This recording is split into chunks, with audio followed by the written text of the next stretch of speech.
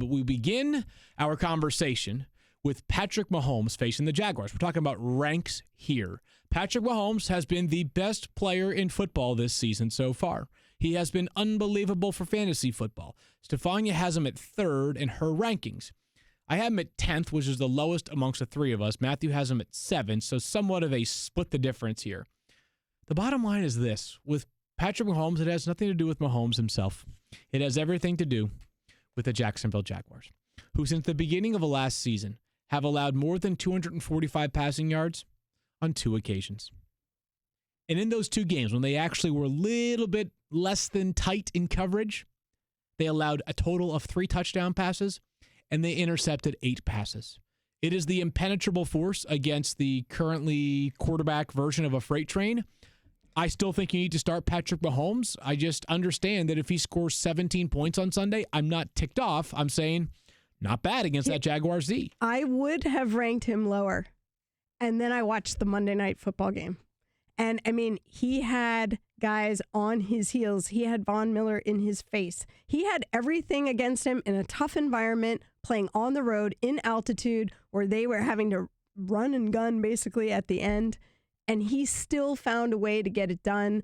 I think they were talking about, I forget if it was Tim Hasselbeck, our colleague, who said, or maybe it was you, Field, situational awareness, like just off the charts for him. Yep. And in just being able to see the field and make decisions. And they're going to be playing in Arrowhead. So I still think he's going to have a strong game. Is he going to have, 53 points scored? Not necessarily.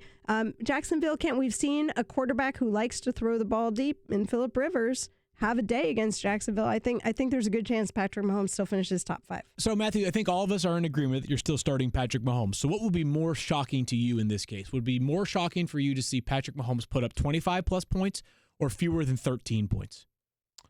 That's a great question.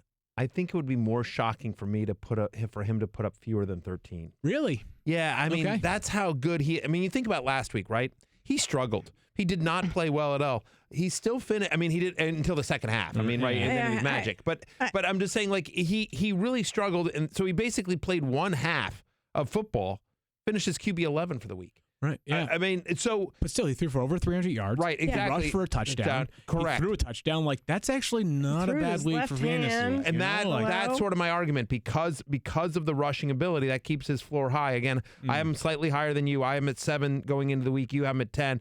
For me, I feel like just because of the defensive rules that you have here, and because of how well he has done against the blitz. So, it's, since the start of last year, not surprising, Jacksonville first in pressure percentage, despite ranking 31st in blitz percentage. I mean, so when pressure comes, right, Jacksonville manages to get a tremendous amount of pressure. Well, when pressured so far this year, Patrick Mahomes actually is doing fairly well, right? I mean, so... I think it's a different level of pressure, though, on Sunday. I just think it's a whole different kettle of fish. I am not doubting Patrick Mahomes and the Chiefs to win this game. I am merely stating that this is the most difficult test he'll face all season. There's no question about that. But I guess it just goes to, so I think you'll see some plays break down. I think you'll see some more of the rushing that you saw there. It would not surprise me if the Chiefs lose this game.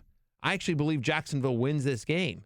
But I think when the dust settles, because there's so many different ways that Patrick Mahomes can get you fantasy points, I think he winds up as a, top 10 fantasy quarterback this week. I have him at 7. I'll be honest with you. I mean, it was tough for me to get him that low, but it is entirely because of the matchup. One more factor to note on this is when we're building our rankings this week, this is a particularly good week for a lot of quarterbacks matchup-wise, which will be reflected in our next conversation. So getting Patrick Mahomes down to 10 for me was not simply the Jacksonville factor. Sure. Is that you look at some other matchups this week, and there are some great ones for quarterbacks who normally will be ranked well behind Patrick Mahomes.